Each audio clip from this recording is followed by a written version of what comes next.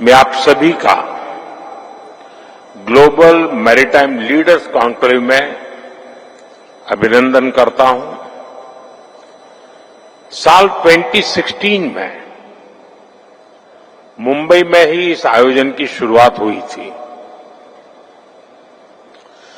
और ये हम सभी के लिए खुशी की बात है कि आज ये समिट एक ग्लोबल इवेंट बन गई है।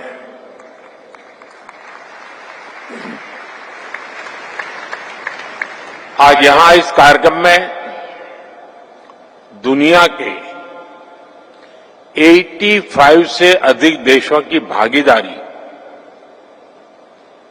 ये अपने आप में एक बहुत बड़ा मैसेज दे रही है। शिपिंग जायंट्स, उसके सीईओ से लेकर स्टार्टअप्स तक और पॉलिसी मेकर से लेकर इन्वेस्टर्स तक इस समय सभी यहां मौजूद हैं। स्मॉल आइलैंड नेशंस के प्रतिनिधि भी यहां उपस्थित हैं। आप सभी के विजन से इस समिट की सिनर्जी और एनर्जी दोनों बढ़ा दी है।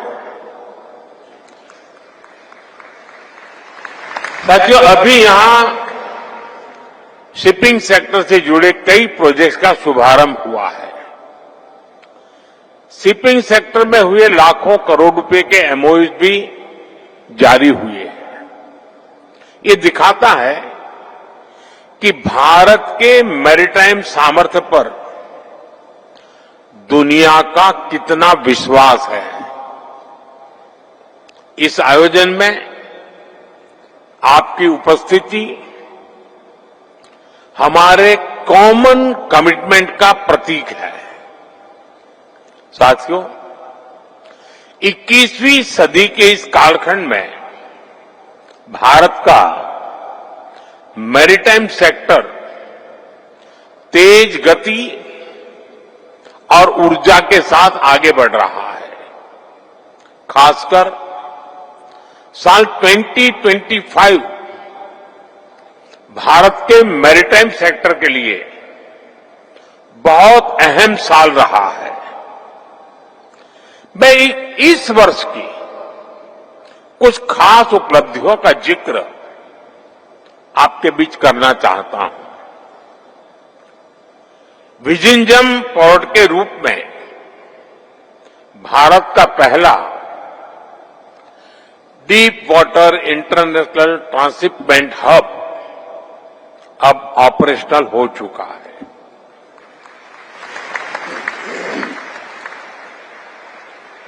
कुछ समय पहले ही दुनिया का सबसे बड़ा कंटेनर वेसल वहां पहुंचा। ये हर भारतीय के लिए गर्व का क्षण था। साल 24-25 में भारत के मेजर पोर्ट्स ने अब तक का सबसे अधिक कार्गो हैंडल करके भी नया रिकॉर्ड बनाया है।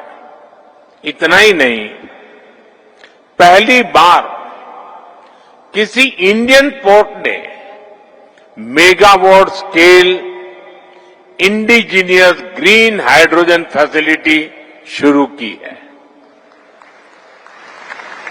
और ये उपलब्धि हमारे कांडला पोर्ट ने हासिल की है। एक और बड़ा काम हुआ है जेएनपीटी में। जेएनपीटी में Bharat Mumbai container terminal phase 2 भी शुरू हो गया है।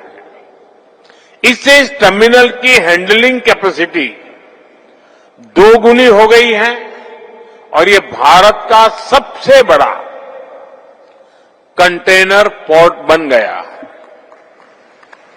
ये भारत के पोर्ट इंफ्रास्ट्रक्चर में सबसे बड़े एफडीआई की वजह से संभव हुआ है। इसके लिए मैं आज सिंगापुर के अपने साथियों का भी विशेष आभार व्यक्त करता हूं। साथियों, इस साल भारत के मैरीटाइम सेक्टर में नेक्स्ट जनरेशन रिफॉर्म्स के लिए भी बड़े कदम उठाए हैं।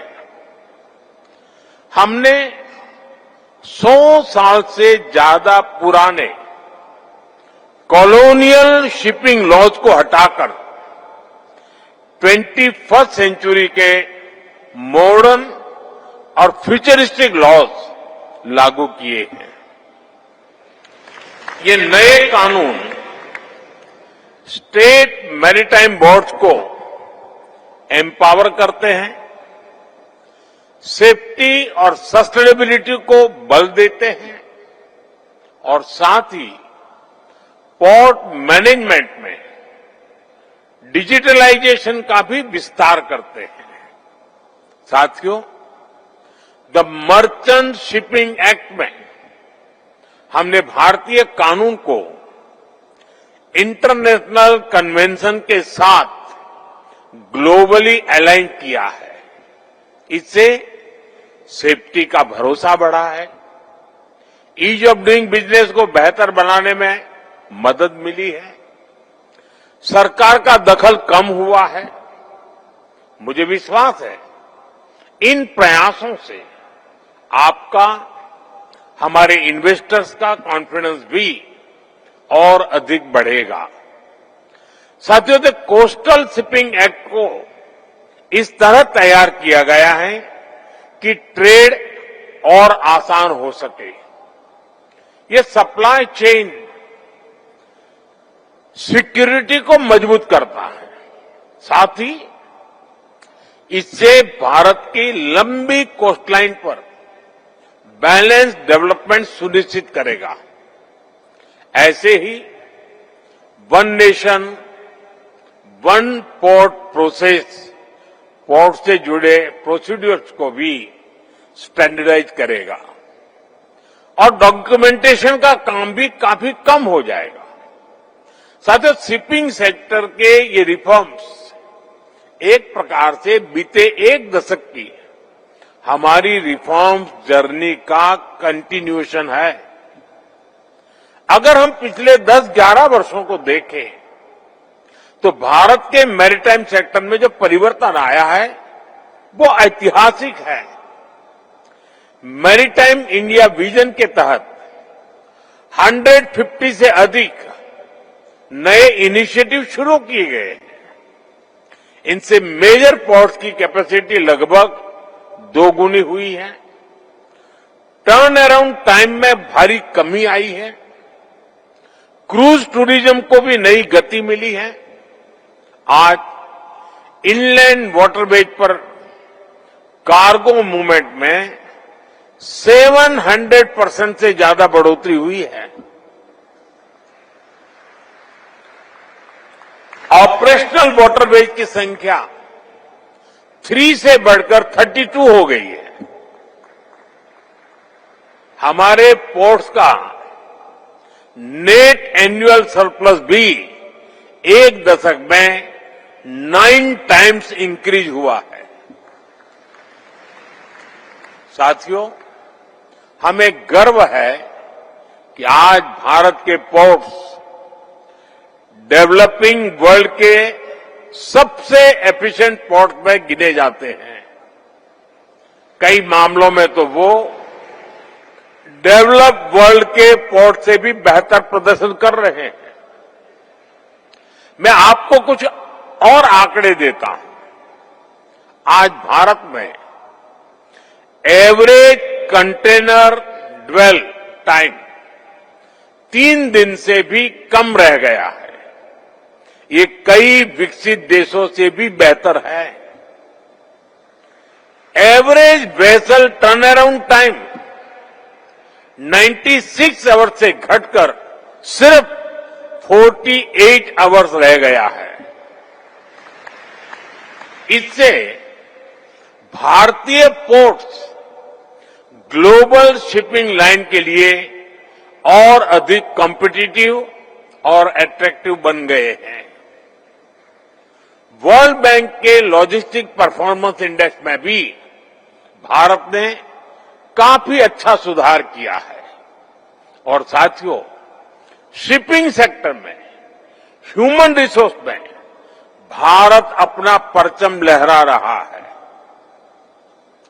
भारत के सी फेरर्स की संख्या पिछले एक दशक में 1.25 लाख से बढ़कर 3 लाख से ज्यादा हो गई है।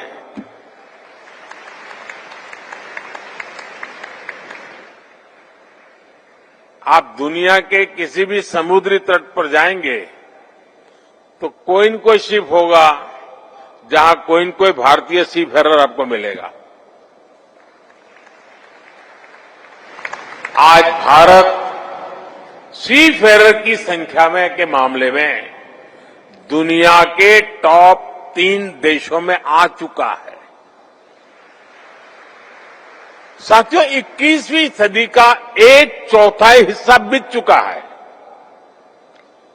इस सदी के अगले 25 साल और भी अहम है।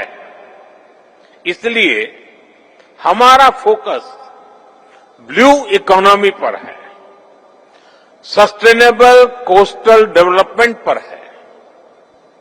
हम ग्रीन लॉजिस्टिक्स, पोर्ट कनेक्टिविटी और कोस्टल इंडस्ट्रियल क्लस्टर पर बहुत जोर दे रहे हैं। साथियों, शिप बिल्डिंग भी आज के भारत की टॉप प्रायोरिटी में है। एक समय था जब भारत दुनिया के शिप बिल्डिंग का बहुत बड़ा सेंटर था।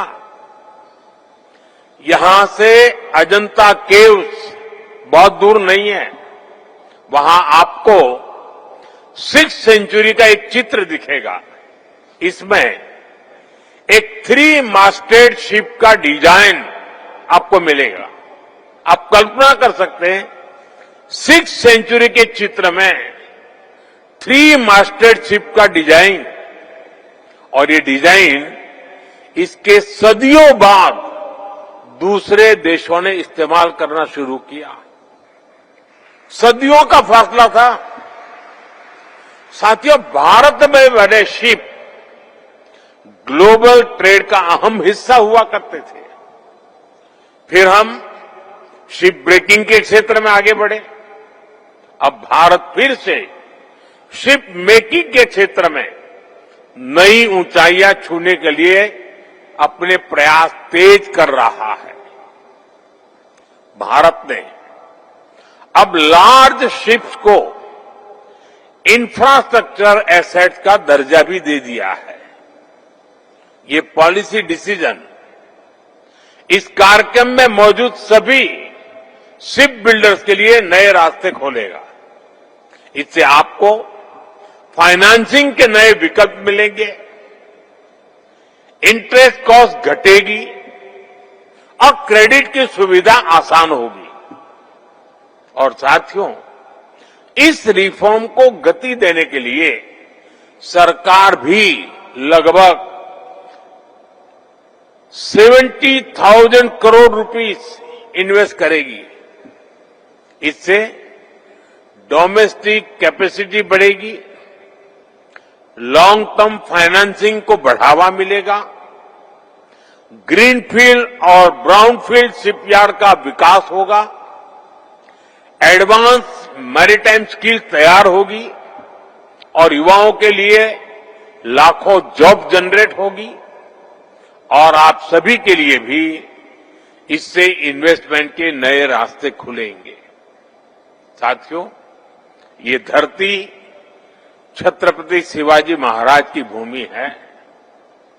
छत्रपति शिवाजी महाराज ने न केवल समुद्री सुरक्षा की नींव रखी, बल्कि अरब सागर के ट्रेड रूट्स पर भारतीय सामर्थ्य का परचम भी फहराया था। उनके विजन ने हमें दिखाया है कि समुद्र केवल सीमाएं नहीं, अवसरों के द्वार भी होते हैं। आज भारत उसी सोच के साथ आगे बढ़ रहा है। साथियों, भारत आज ग्लोबल स्तर पर सप्लाई चेन रेजिलियंस को मजबूती देना चाहता है। हम वर्ल्ड क्लास मेगा पोर्ट्स के निर्माण में जुटे हैं। यहां महाराष्ट्र के वाडवल में ही 76,000 करोड़ रुपए की लागत से नया पोर्ट बनाया जा रहा है। हम अपने मेजर पोर्ट्स की कैपेसिटी को 4 गुना बढ़ाने के लिए काम कर रहे हैं। हम कंटेनराइज कार्गो शेयर में भी भारत का हिस्सा बढ़ाना चाहते हैं और इन सभी लक्ष्यों की प्राप्ति में आप सभी हमारे अहम पार्टनर हैं। हम आपके आइडियाज, इनोवेशंस और इन्वेस्टमेंट का स्वागत करते हैं। आप भी जानते हैं, भारत में पोर्ट्स और शिपिंग में 100% एफडीआई की अनुमति है। अभी पब्लिक प्राइवेट पार्टनरशिप तेजी से बढ़ रही है। Make in India, make for the world, इस विजन के तहत इंसेंटिव्स भी दिए जा रहे हैं। हम स्टेट्स को भी प्रोत्साहित कर रहे हैं कि वे इन्वेस्टमेंट को आकर्षित करें।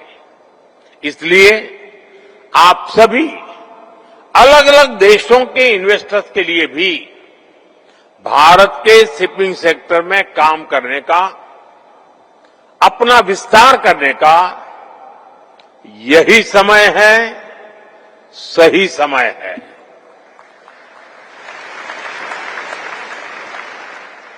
फ्रेंड्स, भारत की एक और विशेषता है हमारी वाइब्रेंट डेमोक्रेसी और reliability. When the global seas are rough, the world looks for a steady lighthouse. और भारत ऐसे लाइट हाउस की भूमिका को बहुत मजबूती से निभा सकता है। ग्लोबल टेंशन्स, ट्रेड डिसरप्शंस और शिफ्टिंग सप्लाई चेन्स के बीच भारत स्ट्रेटेजिक ऑटोनॉमी, पीस और इंक्लूसिव ग्रोथ का प्रतीक है। वीके न्यूज, राष्ट्र के नाम।